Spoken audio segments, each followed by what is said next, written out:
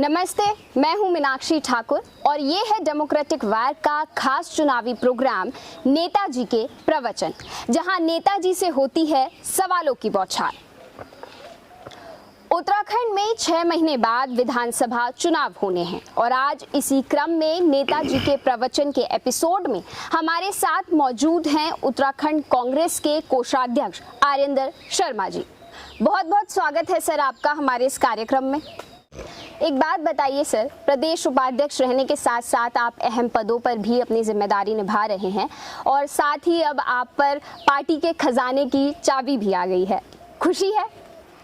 देखिए, खुशी भी है और जब 2022 में कांग्रेस आएगी तो और ज़्यादा खुशी होगी और उसी खुशी के लिए हम पूरी कांग्रेस जो है वो जगह जगह यात्राएं और अपना भ्रमण का कार्यक्रम, अभी चिंतन शिविर हुआ था हम लोगों का, तो उससे अमृत निकल के आया है। तो आप देखेंगे कि कांग्रेस और जो जन सैलाव है पूरी सड़कों पर, तो उससे लगता है कि कांग्रेस बहुत बड़ी मेजोरिटी से सरकार बनाने जा रही है। सर, चुनाव को लेकर कांग्रेस की क्या चुनावी तैयारियां हैं? देखिए, चुनाव को लेकर जो तैयारियां हैं कांग्रेस की, जो विकास रुका हुआ है और जो भाजपा ने जब इस सरकार बनी थी तो बहुत सारे वायदे किए थे इस जनता से। 4 साल में पिछले आपने 3 मुख्यमंत्री बदल दिए इस प्रदेश में और ना दोनों जो लहरें आई थी, आपका कोरोना काल में सबसे ज़्यादा आम आदमी परेशान रहा, सभी आदमी परेशान रहे, बहुत सारी जानें गईं, ऑक्सीजन की बहुत बड़ी किल्लत हुई और आज पूरे उत्तराखंड में ना तो सड़क है, ना बिजली है, ना पानी है और बेरोजगारी उत्तराखंड में पूरे भारतवर्ष में सबसे ज़्यादा है।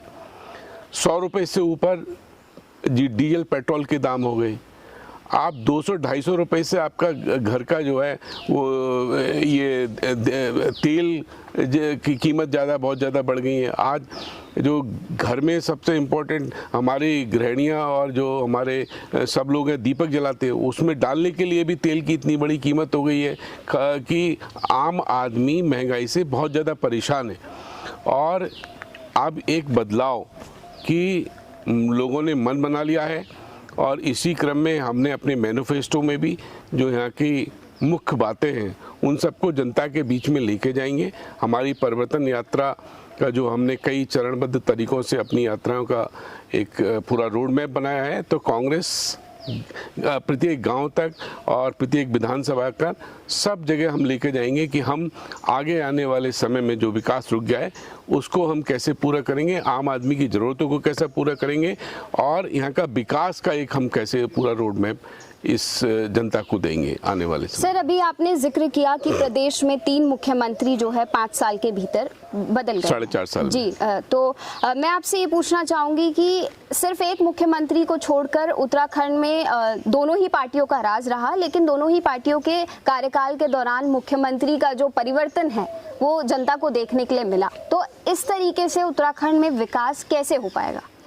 नहीं, देखिए, आपने हमारे जब कांग्रेस का शासनकाल था तो उसमें कोई एक स्थिर सरकार दी थी और पूरे 5 साल जो है जब पहली निर्वाचित सरकार थी तो पूरे उसमें चला। तो और जब दूसरी सरकार बनी तो कुछ लोग छोड़कर गए, मुख्यमंत्री नहीं बदलाए। जब ऐसा क्राइसिस आ गया संविधान का, तब जाकर दूसरे मुख्यमंत्री को हम लोगों ने चुना था और उसमें कुछ अवश्य जो है वो हुआ था, लेकिन कांग्रेस हमेशा स्थिर सरकार देती है। लोगों की जो विकास की और जो मन की बात होती है असली, उसके लिए काम करती है, गरीबों के लिए काम करती है, आम जन के लिए काम करती है कांग्रेस जब सरकार आती है। अभी आपने कहा कि उत्तराखंड में कांग्रेस जो है विकास को लेकर अपना रखेगी मुद्दा। तो सर, मैं आपसे ये पूछना चाहूंगी कि उत्तराखंड का विभाजन उत्तर प्रदेश से पहाड़ों के विकास को लेकर जो था वो मेन था, लेकिन पहाड़ के विकास की तरफ अगर देखें तो कुछ खास इन 20 सालों में नजर नहीं आता। तो कांग्रेस की क्या रणनीति रहने वाली है पहाड़ों के विकास को लेकर? देखिए, पलायन जिस तेजी से पहाड़ों से हो रहा है, हमें ऐसी स्कीम जो हमारे सीमांत जिले हैं, तीनों जिले, चमोली, उत्तरकाशी और पिथौरागढ़। जी। और पहले भी जब हमारी सरकार रही थी तो हमने काफ़ी सारी पलायन रोकने के लिए योजनाएं बनाई थी, लेकिन अब हमारा सबसे ज़्यादा मुख्य जोर हमारे पूरे उत्तराखंड के साथ साथ उन जिलों पर रहेगा जहां से सबसे ज़्यादा पलायन हो रहा है। तो हम ऐसा नहीं है कि हम पूरे उत्तराखंड का सर्वांगीण विकास चाहते हैं। जो हमारे 13 जिले हैं, कुमाऊं और गढ़वाल, जी। तो हम पूरे क्षेत्र का विकास चाहते हैं और विशेषकर उन पर्वतीय क्षेत्रों पर कुछ ऐसी योजनाएं लेके आएंगे कि वहाँ पर चाहे वो चिकित्सा के क्षेत्र में हो, बेरोजगारी के उसमें हो, स्कूली शिक्षा के क्षेत्र में हो, और वहाँ उद्योग हो, कुटीर उद्योग हो। बड़े उद्योग तो नहीं लगाए जा सकते हैं, लेकिन जो पहाड़ों के लिए ऐसे उद्योग जो वहाँ की उनकी आर्थिकी जीवन से जुड़ सके, उन उद्योगों को हम पर्वतीय क्षेत्रों में लगाएंगे जिससे पलायन रोका जा सके। जी सर, पहाड़ों को लेकर आपने बात की। अभी हाल ही में आम आदमी पार्टी ने भी अपना चुनावी रन बजाकर कह दिया है कि हम भी आ रहे हैं। तो 300 यूनिट बिजली का वादा किया है उन्होंने, तो क्या कांग्रेस भी कुछ बिजली मुफ्त का नारा देने वाली है? देखिए, हमारे राज्य में पूरे देश में अधिकतर राज्यों से सबसे कम दरों पर बिजली मिलती है। जी। तो हम बिजली की दरों, इतनी सस्ती बिजली उपलब्ध होने का एक बहुत बड़ा हमको ये सरकार का सफलता का काम है। हमारी पहली सरकार जब निर्वाचित हुई थी, और हम जब रोजगार देंगे 30-40 एक हर घर से एक ऐसे बेरोजगार को नौकरी देंगे जो 30-40 हज़ार रुपये कमा सकता हो, तो वो 300 रुपये 400 रुपये का बिजली का बिल अपने आप ही पे कर सकता है। जी। तो इस तरीके की योजनाओं से हमें ज़्यादा लाभ नहीं मिल लेना है कि जो चुनावी जो है आप लालच दें या इस तरीके के आप जुमलेबाजी करें, उसमें ये उत्तराखंड की जनता आने वाली नहीं है। आत्मनिर्भर स्वाभिमानी लोग हैं हम अपने आप जो है वो उसके बिजली के बिल दे सकते हैं। हमें हर घर को नौकरी, हर बेरोजगार को नौकरी देनी है, और अपने व्यापार के लोगों के लिए उद्योग बढ़ाना है, और इस क्षेत्र में अपने किसान भाइयों के लिए हमें सारी स्कीम लानी है। तो हम बिजली के तो बिल अपने आप ही दे सकते हैं, हम आत्मनिर्भर बनेंगे अच्छे से। सर, अभी आपने किसानों का जिक्र किया तो एक सवाल पूछना चाहूंगी। किसान नेता राकेश टिकैत ने कहा कि उत्तराखंड और यूपी में चुनाव होने वाले हैं, तो अब जो किसान आंदोलन दिल्ली के बॉर्डर पर था वो खींचकर अब उत्तराखंड और यूपी में भी दिखेगा। तो क्या लगता है कि इससे क्या असर चुनाव में पड़ने वाला है? देखिए, हमारे कोई सहयोग दे रहा है तो इसमें कोई ऐसा वो नहीं, लेकिन हमारे किसान अपनी मांगों के लिए हमेशा संघर्षरत रहे हैं, और जब जब कांग्रेस की सरकारें आई हैं तो किसानों के लिए बहुत सारी योजनाएं बनाई हैं। तो आज भी अगर कोई किसानों के साथ है तो कांग्रेस पूरी तरीके से किसानों के साथ खड़ी है जी। और हम किसानों के साथ किसी भी तरीके का अन्याय नहीं होने देंगे। जी सर, आपने यहाँ पर सरसों का तेल, पेट्रोल और गैस सिलेंडर रखा है, इसकी वजह पूछना चाहूंगी। तो ये हमने आप ये बताया कि आज आम आदमी कितना परेशान हो चुका है कि जो 400 रुपये का सिलेंडर था तब जो है इतना महंगाई का एक मुद्दा बनाया गया था, आज जो है 900 रुपये से भी ज़्यादा इसकी कीमत हो गई है जी। और पेट्रोल जो है वो 100 रुपये से भी ऊपर चला गया है, ये 250 रुपये तेल ऊपर चला गया। ये आम आदमी की मेन जो है ज़रूरत है, उसके बाद भी इन लोगों को दिखाई नहीं देता कि आम आदमी कितना परेशान है।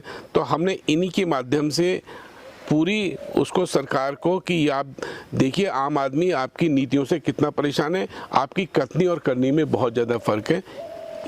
ये जो है आपको खुद इसीलिए हमने रखा है कि आप लोग जाने वाले हैं, तो हम जो है सबसे ज़्यादा जो है इन्हीं कि कैसे आम आदमी की महंगाई कम की जा सके और आम आदमी को रोजगार कैसे मिल सके। यानी कि महंगाई एक बड़ा मुद्दा रहने वाला। महंगाई और बेरोजगारी बहुत बड़ा मुद्दा रहेगा। सर, एक तरफ मोदी लहर है, फुल मेजॉरिटी में सरकार है, दूसरी तरफ उत्तराखंड कांग्रेस की अगर बात कर ली जाए तो जबरदस्त गुटबाजी देखने को मिलती है। ऐसे कैसे जीतिएगा भाजपा से?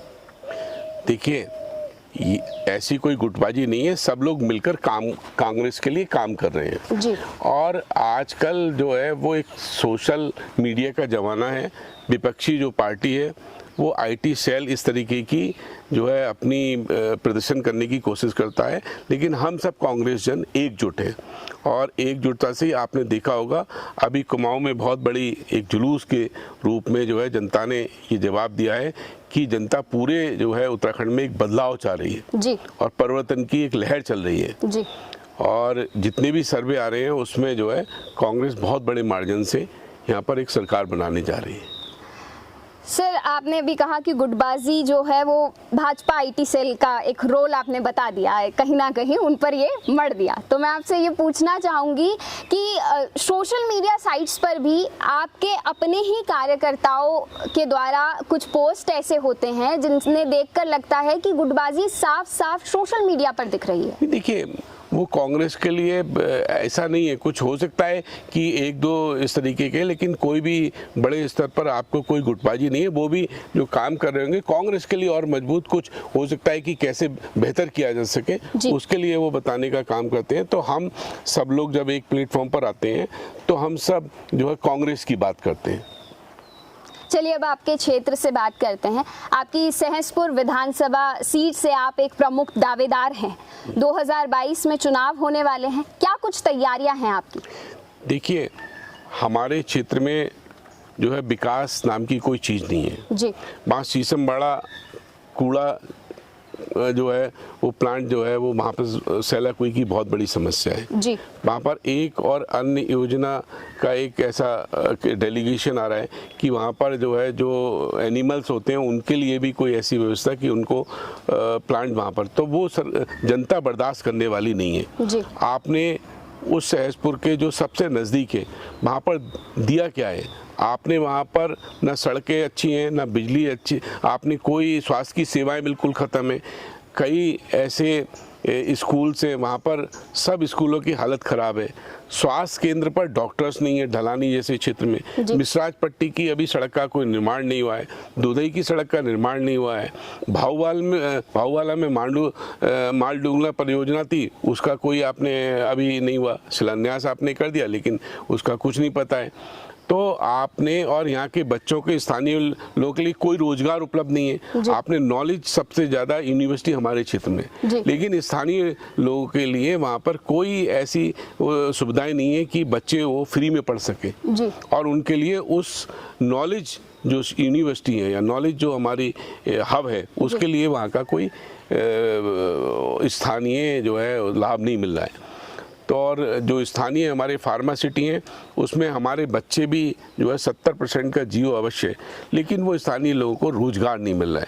मजदूर और परेशान महिलाओं के लिए आपने कुटीर उद्योग, कोई ऐसा स्थानीय स्तर पर कोई क्लस्टर नहीं है। तो और जो वहाँ पर और भी, और ये क्षेत्र जो है बहुत विकास के क्षेत्र के लिए अनंत सीमाएं, अनंत जो है यहाँ पर विकास किया जा सकता है। तो जब कांग्रेस की सरकार बनेगी तो हम कोशिश करेंगे पूरे जो है 5 साल में इस तरीके की सारी योजनाएं लेके जाएं और आम आदमी को जो है सड़क, बिजली, पानी और रोजगार के लिए और स्वास्थ्य सेवाओं में बेहतर किया जा सके। यानी कि मूलभूत सुविधाएं एक बड़ा मुद्दा रहने वाला है। जी सर, आपने कहा कि विकास को लेकर आप काम करेंगे। सर, उत्तराखंड में पिछले कुछ महीनों से जैसे जैसे चुनाव का समय नजदीक आ रहा है वैसे वैसे उत्तराखंड भू कानून को एक सख्त कानून की मांग चल रही है।